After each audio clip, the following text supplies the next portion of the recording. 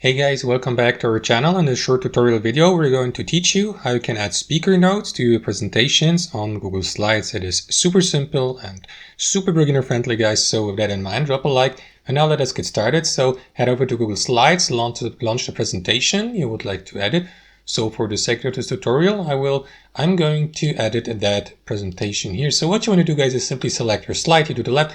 And to add speaker notes, simply click on that vertical line here at the horizontal line, here at the bottom below your slide, and drag it here slightly to the top. So here below you will see a field called click to add speaker notes. So if you click on it, you will be given the opportunity to add speaker notes. So let me give, for instance, add a speaker note here, test 1, 2, 3, test 1, 2, 3, and so on and so forth. So here you may add as many speaker notes as you like to your slide.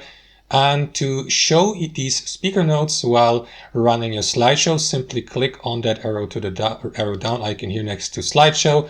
Next, select presenter view from that drop-down menu.